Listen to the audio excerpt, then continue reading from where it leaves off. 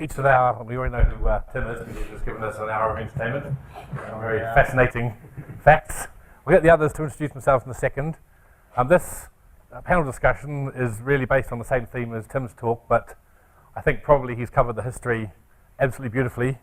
And the present, I'm sure you're all pretty much aware of, because you're probably either involved in research or you have bought the various technologies, equipment, chemicals, whatever, that has used the current state-of-the-art liquid crystal systems, whether it be shampoo, iPads, whatever.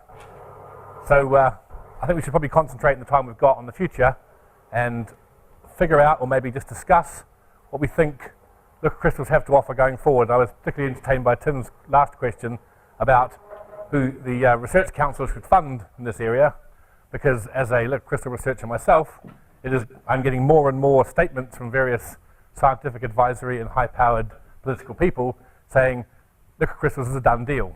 It's been done, everyone knows everything we need to know about them, the industry's worth billions, why do I need to give you another £100,000 to continue your research into this area? So hopefully, if we can discuss this, we can start to think of new directions and also enhancing our current thoughts as what we're doing in this research area to try and bring in more funding and also to increase scientific knowledge. So I answered part A to his question, that we should just fund science because it's science, and we need science to continue. History has been powered by science as well as it's been powered by art, literature, and everything else. We have to have the whole lot. We can't partition or anything else. We're not getting into a whole philosophical debate about that, or we'll be here all night with Tim, and we won't get to the pub. So, you want to start first? I think Tim's probably earned his keep for a few minutes. So, either of you two got any brainstorms you want to start with? Well, I have a couple of comments I want to make about and questions to you. So first, I think you missed the boat with your book. The big audience is not, universities. You want every child to buy a copy of it for the coffee table of his grandmother or her grandmother, right? Because they have nice covers and they're pretty pictures and they're just as good as art books, right? Or you can have Keeping Up Appearances show your book on television. Okay, that's the first question. The second one is about the thermometers. Right? Before thermometers were things called touch me's. Do you remember those? So, the time these came out was the late 60s and early 70s, was when everybody was psychedelic, the hippies and all that. And so, you wanted to get at one with the universe, and they sold these things called touch me's, which were basically a cell this thick of cholesteric liquid crystal that responded both to temperature and pressure. So you could bring this thing, and if you got blue and you needed some psychic help, you'd press on it and see all the colors change, and it made you feel good. The third thing I wanted to comment on, so the Heilmeyer display was an electrohydrodynamic one, wasn't it? So the failed display there was one that was actually doomed because of the science, not because of it involved a necessary transfer of charge from one end of the sample to the other, creating vortices that made the system, or backflows that made the system non-transparent. But it ate up energy like crazy, and Texas Instrument went broke on that. So that was a bad scientific decision that was made. Okay, so I'm supposed to comment on the future and all of that? Feel free. So let me get around to the last slide that Tim showed. Namely, liquid crystals have an appeal to many, many different aspects of science. The material scientists, the chemists, are challenged by making ever new molecules. Now they make what do they call them now? Dendrimers, which are basically molecules that come out like this and they branch again and again. They're a Cayley tree, and they want to know, can they decide what kind of structure you're going to get from it? So there are many, many challenges in chemistry that are of fundamental nature. Physicists love it for reasons which I will talk about in a moment. Mathematics, I will leave that to Robin or to John to talk about, etc. So I go with A, but I don't think that I would have said that it had to do with our culture. It has more to do with there's still fundamental questions in science that we can answer, and all of the technological advances we've seen were not because somebody decided I'm going to make a liquid crystal display. Though I will tell you that in the 70s or 1969, 68, people were thinking about displays, and the dominant candidate at the time was not the twisted pneumatic display, but this ridiculous one of passing current through systems. I remember attending Degen's lectures, and he didn't mention twisted pneumatic at all. But there's so many things that could happen. The big thing now, for example, is nanoscience and liquid crystals. You can do really surprising things that may have an impact on technology. But whatever, it will enrich our scientific knowledge. So a comment about why it's interesting to physicists, and it's interesting to look at the history since 1970 or so that Tim didn't, at least from a physics perspective. These, as Friedel pointed out, liquid crystals are mesophases. They are phases that have symmetries between the totally isotropic, homogeneous liquids and the most ordered crystals you can have. So crystals are ordered, they have a periodic structure, they break. And there's this whole really menagerie of states that lie in between them. Now, so why is this interesting? Well, each of the states represents a particular symmetry, and with each symmetry come low energy excitations, hydrodynamic-like dynamics, topological defects. And the theme that you see there is the theme that's really repeated throughout physics. You see exactly the same concepts that appear in the description of the standard model. That you have broken symmetries, and the broken symmetries then give rise to excitations which are initially massless, and then you get them together. So in the 70s and 80s, there was really quite a bit of interaction amongst the people who did particle physics and the people who did condensed matter physics. The other thing is you should look at liquid crystals not as just liquid crystals as a field. They fit in the continuum of what we do in physics. So you say, should we stop funding semiconductor research now because there's no competition with No, you continue to find amazing things with semiconductors. You make them smaller and smaller, and you find, they have quantum Hall states. You have the insulators that have conducting states, as I talked about. So we should really view liquid crystals as a field that cuts across biology, math, and all of that, but which really has an impact on all of them. So I don't think that anybody can make an argument that any particular field of condensed matter physics and chemistry is going to be the winner in the future. There certainly are lots of fundamental things that we still don't understand about liquid crystals, about their interaction with biology, etc. And that should be the argument.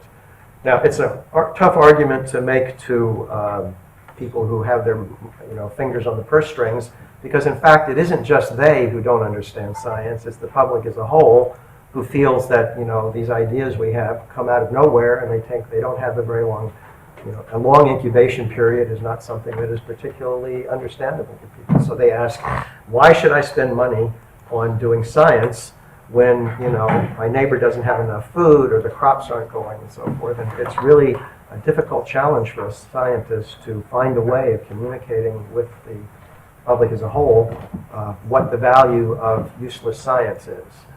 We used to, I've forgotten his name now, we had a senator in Proxmire, yeah, who had this dumb prize, So he would go through National Science Foundation proposals, and he would try to find things that were just stupid, he would say. And then he would advertise them because people were studying the sex life of flies and things like that. How in the world can that be something useful? Okay, so I've said an initial part. Turn it over to you, John.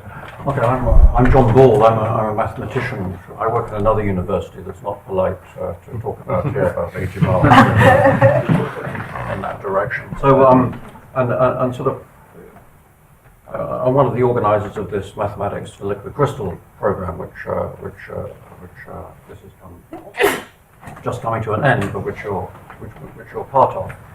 And I'm a relative newcomer, actually, to liquid crystals. So I started about 8 years ago. Now, 8 years may seem a very long time to you in your career, but to me it seems like a very short time.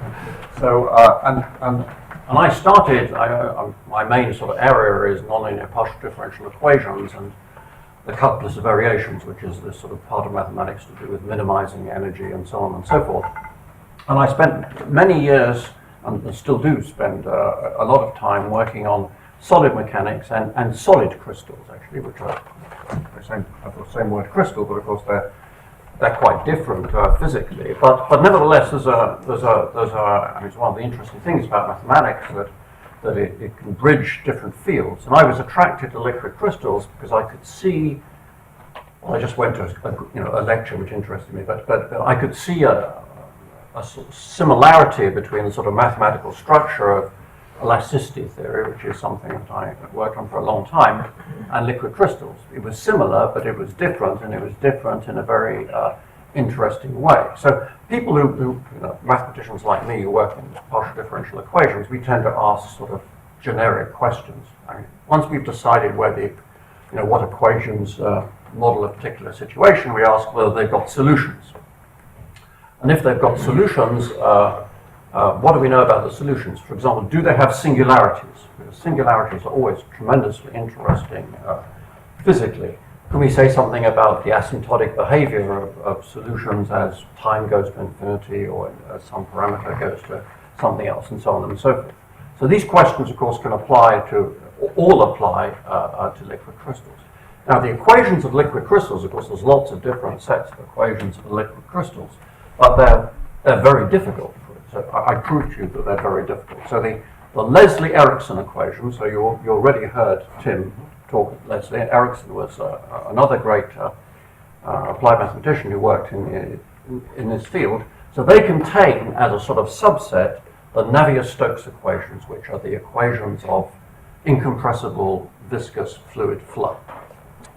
Now, if you want to win $1 million, you just prove that the Navier-Stokes equations do not or do generate singularities in the solutions in some finite time. So that's one of the Millennium Science problems. That's where you can win $1 million. You'd be very, very famous, right? So that's part of the equations of liquid crystals. So the equations of liquid crystals, of course, are much more complicated than that. Actually, the equations of solid mechanics are much, much harder than the equations of liquid crystals. But the thing that I'm particularly attracted to, and I think attracts a lot of mathematicians to liquid crystals, is this interplay between singularities of the solutions and topology.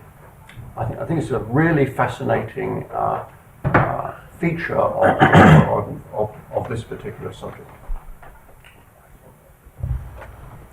I'm an engineer, so I work at the business end of liquid crystal technology, and I'm a particularly displays-oriented, or you call displays-oriented person.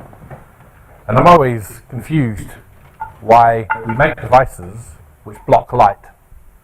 All display technologies block light. They either send it somewhere else, or they use polarizers or whatever to essentially dissipate it. Why do we do that? Why do we not have a display technology which allows us to steer light in a controlled fashion? And the answer is we do. They're called holograms. We've seen them for 20 or 30 years, but we still haven't yet found a way of mastering liquid crystal technology to do the same thing as holograms can do with light. But they should be able to. They're obviously compatible. The mathematics tells us, the physics tells us that there's all sorts of indicators that we can possibly do this combination of different systems to actually control light in a way without having to just throw it away using polarizers. So as an engineer, I'm interested in the future of how I can use the phase properties. This is the phase as in the waveform phase, not as in meso phase of liquid crystals, to control light through diffraction, through the bits that Huygens and the early pioneers of wave theory predicted 300 or 400 years ago, to actually control light in modern display technology. That was more efficient, less power, optically better. I mean, when you get into that regime, you start to think, well, why do I have pixels? Why do images contain these little discrete points of light that define an image? An optical picture is actually a distribution of energy in some mathematical form. Surely I can calculate that distribution of energy in a series of equations, and I can calculate a diffraction pattern that generates those equations. Mathematically, it all works very well on paper. The question is, how do I display and control that information in the real world using optical signals? So I think in the engineering perspective, there's an awful lot of mileage yet to be done in considering how we actually control and manipulate light using liquid crystals.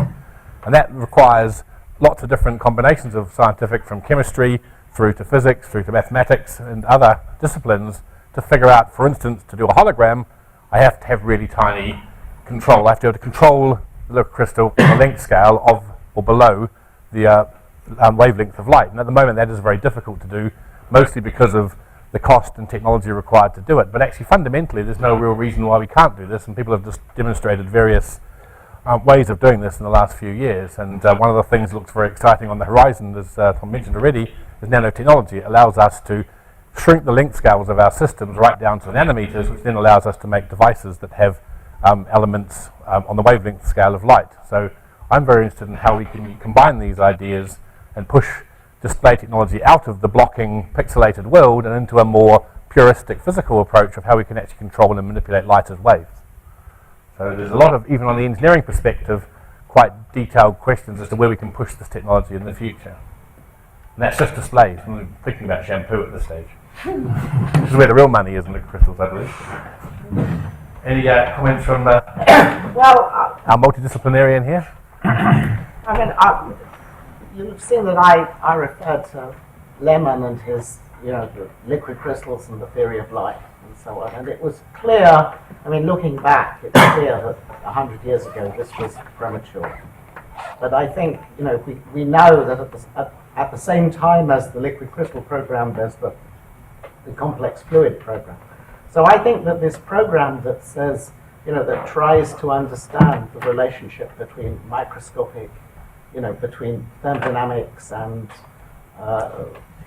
physical phenomena at a microscopic level and the kind of processes that are going on in life, I think that we are now at a stage at which this program at least has some chance, if not of success, but at least of illuminating the kind of processes that are going on. And it takes, if you like, the magic out of life. Now, some people don't like the fact that you are taking the magic out of life, but in many of the ideas, they are often concerned with turning broken symmetries. You have some cell that is unstable with respect to some orientational fluctuation, and somehow or other those orientational fluctuations are then translated into positional breaking of symmetry. To build you or me, you've got to have different kinds of cells, and the different kinds of cells have got to go to different places. So and the ideas that underlie this are the same kind, are the essential ideas of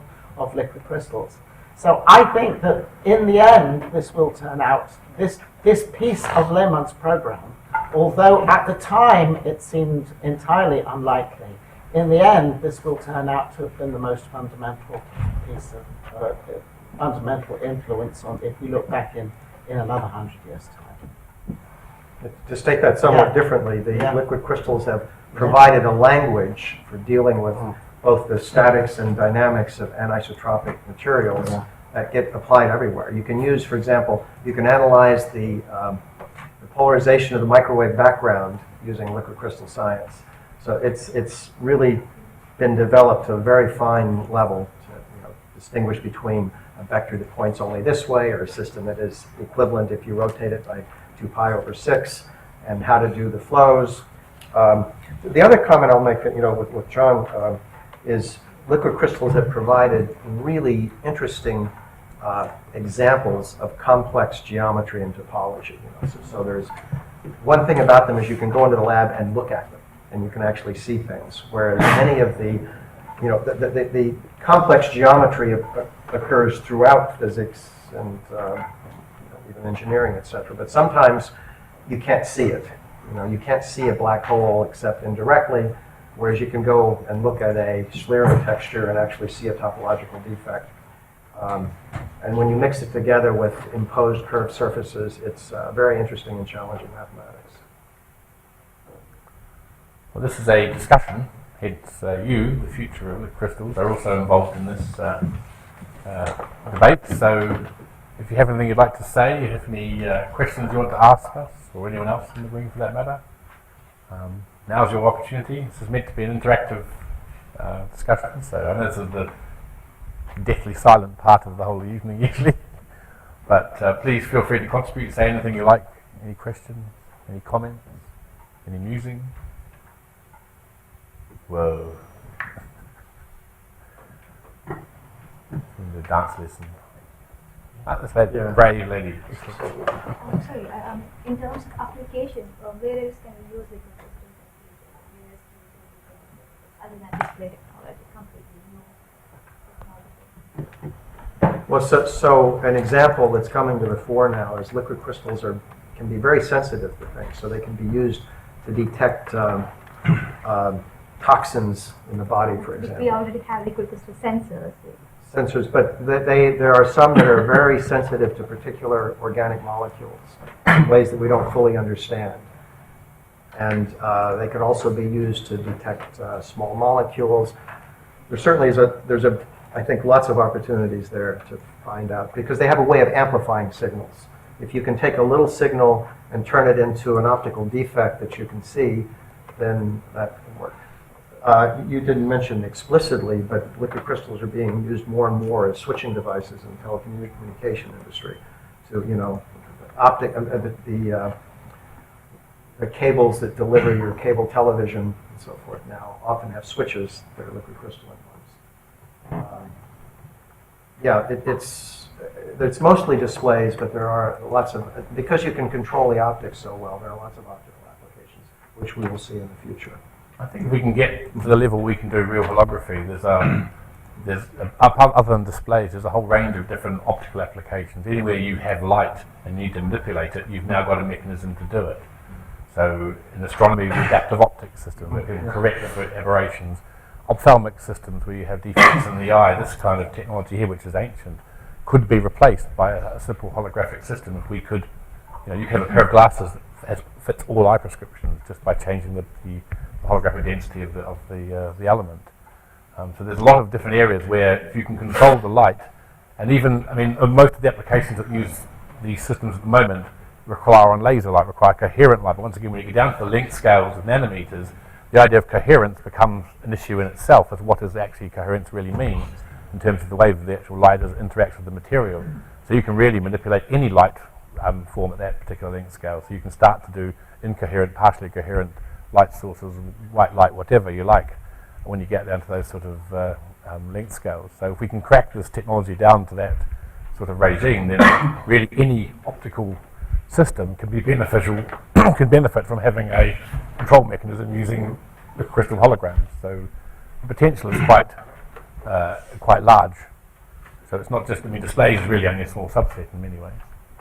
Is it a limiting point right now to make holographic devices? Is it the engineering of the device itself? Is it materials? It's a whole combination of different things. We can't quite put together all these pieces of the jigsaw puzzle from an engineer's perspective. We have some beautiful theories, we have some wonderful physics, we have some fantastic device technologies. None of them quite work with each other in a compatible fashion, particularly when you shrink down the length scales. I don't really know whether liquid crystals can be switched on a nanometer length scale or not. Some people say yes, some people say no. I don't really know what liquid crystal's doing when you get down to that kind of feature size. So I don't know what sort of fields I need to manipulate them and that kind of thing. I can probably design a device that would allow me to do it with a reasonable budget. But at the moment, I don't really know what sort of control I have of those elements. But from a sort of a very simple, what I call an engineer's perspective of how liquid crystals optically work, the benefits are enormous if I can do it. So to me, it's a thing that's very worth pursuing, as long as I'm not trying to break some fundamental law of physics, which I don't know about, which is, I might say, is highly possible. So I'm willing to be told off. Do we think that we, instead of sitting around and watching the TV, we will see the TV in the middle of the room? That can be done now to a certain extent. Moving pictures at reasonable costs that are in real space. That can be done now with the current technologies we have. One of the problems is, do we really want it? There's actually a very, I work a lot with 3D displays, and it's a problem I have, that really, do we really want, Lord of the Rings battling on the middle of my floor in full HD resolution? Because technologically that's not that far away, but as a kind of a social thing, is that, and doesn't look right. We have this 3D cue, which is very difficult to describe analytically, because it's to do with how we think, how big things should be. An elephant should be big. Therefore, if I see a small elephant, I think it's a toy, or it's an animation, or it's some other thing. So therefore, those are psychological cues that actually come from your, from the way you're brought up and your cultural background, not your visual acuity or anything else. So 3D displays don't satisfy those requirements. So as soon as you see a a 3D display in your lounge, it's going to be restricted by the size of your lounge. Therefore, it may not look realistic. No matter how good the technology is, it's just not going to satisfy your brain. I mean, one of the best 3D displays is still a 2D display. That's IMAX, because purely what it does is it completely fills your field of view, and therefore you can't see anything else except the world in front of you, albeit 2D. You just get sucked into the 3D illusion. And that works better than a lot of the autostereoscopic things that the high street will sell you at the moment, which either give you headaches, make you throw up, or drive you mad in some way, shape or form. So, 3D is a very interesting question in its own right, and it's really only a tiny subset of what we can do with the light if we get down to these length scales.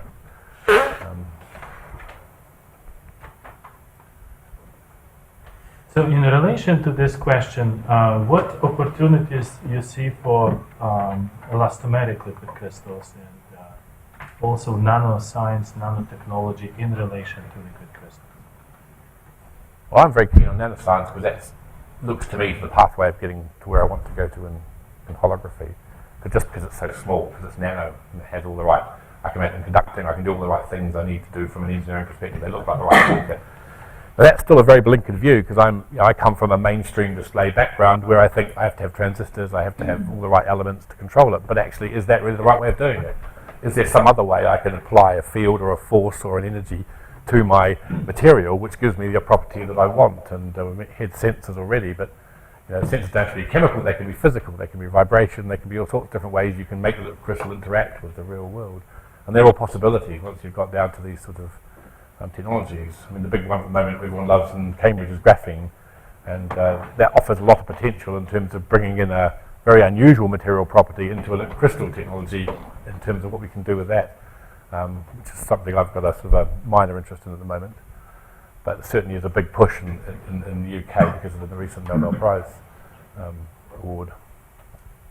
Nobel Prizes and pieces of Scotch tape. Yeah, I know, and it's a really primitive thing, and it's been around for a long time. And a lot of people go, well, I threw that away for years on the floor. Just that the right guy picked it up and realised there was something interesting about it. Whether it will take over the world, I don't know. But hey, it's where in research, when the band starts playing, you either sit in the audience or you play along with them, and I'm a player.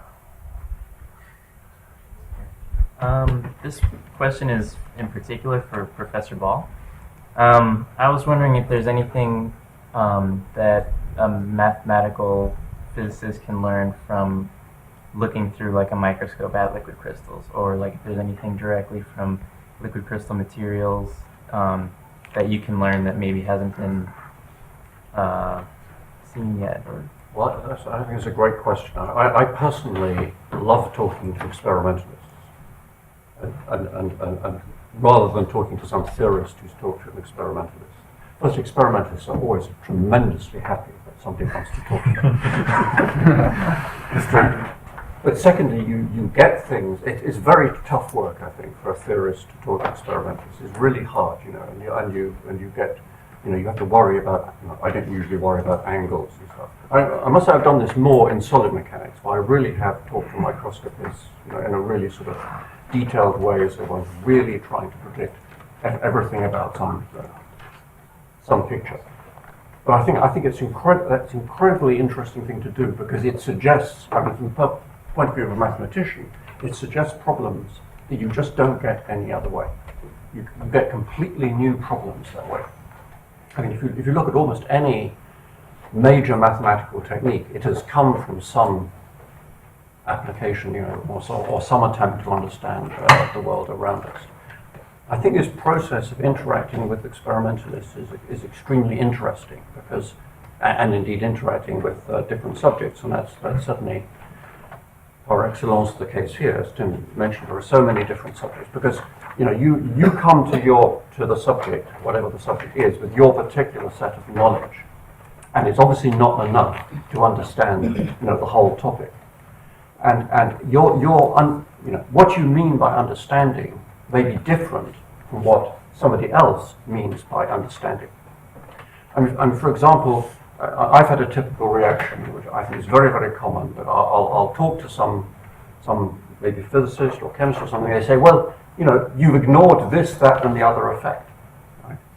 But I know that as a mathematician, I can't make progress unless I ignore those effects, because otherwise I will have a system that's so complicated that I will never be able to understand it in a way that gives, contributes to fundamental knowledge. Of course, it's very important to, when you really get down to it, to add all these extra effects. But so I enjoy very much this process of talking to experimentalists, and I recommend doing it directly, and making the investment of time to learn all the languages and so on. From an experimental's perspective, it's very scary. Because every time I look down the microscope, there's very few things I can explain using any of the mathematical theories I know or understand. So I realize there's a lot for me to learn. It's also important for a theorist to talk to experimentalists because you need to be humbled on occasion. And you almost always are when you talk to experimenters because they never get the first time what you think they should get. And therefore, there's something wrong with your theory. More likely your theory than their experiment. And vice versa as well. There's a lot of theoretical analysis out there that you just realize can do so much for you if you knew how to do it or you knew how to access it. There's so much modeling and so much analysis that can be brought into science and engineering from the mathematical side if you just can crack that code, if you can understand how to communicate those ideas through to the final. I mean, a good example was a blue phase systems and liquid crystals. They're incredibly complex geometry of liquid crystals, but actually the theory is quite elegant. The theory pulls it together quite well and actually makes you understand better what's going on in the liquid crystal than you can by looking at this blue thing in the microscope, which really tells you nothing other than it's blue, or possibly green, which is more confusing if you're an engineer, because it's misnamed as well. I even have white ones. Yes, I've seen the grey ones. That was very, very strange, but yeah. I like the sound of the grey phase. That's geriatric. But somehow, theory all of a sudden makes it all leap and happen. I mean, you can't just look at an experiment without a theory somehow. I mean, you don't know what to see, and you won't notice it. I wanted to ask, if we assume that the technological applications of liquid crystals has reached its peak, do you think that physical studies the study of the physics of the liquid crystal can help the other fields of physics indirectly? And if they can, how much? I mean, studying the liquid crystals, maybe there won't be any technological advances, but it might help different other fields of physics. I think all fields mix together quite nicely these days. I mean, you really can't do one thing. I mean, I'm an engineer. I grew up with Meccano and Lego, and I can't help but get involved in the physics of these things every time I make a device that does something I can't understand, and I have to go back to the fundamental principles. So I find it as a useful way of triggering something. When I look at something, I try and observe what it does. I mean, I only recently really got the hang of hydrodynamics because some of the devices I made in the lab were doing some really weird things, couldn't figure out why. And so I had to suddenly look up this whole area which I'd really completely just avoided because it looked quite hard. And it turns out to be really interesting and a whole new way of thinking of how fluids can be controlled by electrode structures in devices. So, So basically, even if there's no other technological advancement, it is worth it to study the liquid crystals. oh yeah, I think there could be they're kind of a mechanism that major combines. influence in other fields. Yeah. So this question of work in one field having an impact on another, it really depends upon the time and the sociology. There was a period when liquid crystals had a fairly large impact on the rest of physics. That's died down a little bit, but could grow again. I mean, this business of broken symmetries and so forth were really being adopted by all of the fields in physics in the 70s and 80s. And the nice thing about liquid crystals is you could actually see the effects. An example, the smectic liquid crystals. They're layered structures, so you might say they're a solid, but they're really floppy things. And if you calculate what the fluctuations are, Landau and Peierls in the late 30s, I guess, 37, showed that these structures couldn't exist because the fluctuations killed the long-range order. It killed the regular periodicity. But then a closer investigation showed that you reduce the order, but not completely, so that you have a power law spectrum of your Bragg peaks instead of having an absolute Bragg peak. And so that brings out a general idea that sometimes you think you have a broken symmetry you understand, but fluctuations can destroy that in particular ways. And so that's a broader issue that isn't just liquid crystals. It's important for superfluid helium films and things like that. It depends on the communication amongst the various fields. It's interesting that, for example, you've heard about cosmic strings. And so that the first really clean analysis of what people thought cosmic strings were came from quenching an isotropic liquid crystal into the pneumatic phase and looking at those Schlieren textures and watching how they healed. And so that the physicists at Bell Labs who did the experiment saw these things healing and they didn't know what to do. And it turned out that, at Princeton just down the way, there was Neil Chirok who was looking at how cosmic strings expanded, and he had all the arithmetic available. And they were, they published a paper together, and it's one of the better known papers showing the Keeble mechanism. Well, we know that liquid crystals exist, whereas we don't know. We don't know that cosmic strings exist, but so that's interesting, even that in itself. I can't think of any materials that have the same kind of ability to combine different scientific disciplines together. I mean, they really are a remarkable class of materials that, not just within the different, factions of science and mathematics and technology, but also actually different laws of nature. You've got electrical, optical, magnetic properties, all of which can be interpreted with relative ease. There aren't many materials which you can apply fields to in so many different ways and interpret those fields using theories and physics, etc., that we understand quite reasonably well so easily. Most things require, super cold conditions or thermal temperature of the sun or some massive pressure before you even start to see something interesting, whereas this is all available to you at room temperature. So it's pretty remarkable stuff. So we should say that we've focused on what we call thermotropic liquid crystals, but there's a whole field of lyotropic liquid crystals, mixing lipid bilayers, putting lipids into water, and these form all kinds of incredible liquid crystal phases, some of which describe biological systems, and some of which actually have been tested for biological applications. There was a period when people were very excited about gene therapy. So what you want to do is to deliver genes, the good DNA into the gene of the cell so that you can use those DNA to replace bad molecules with good molecules. And so the question was, how do you get the DNA in? So one of the ways of doing it is encapsulating the DNA in lipid bilayers or in lipid bilayer structures that have the right charge and everything to get in. So you put DNA between layers and you get yet another exotic liquid crystalline phase that you would not have seen in the list that Tim gave.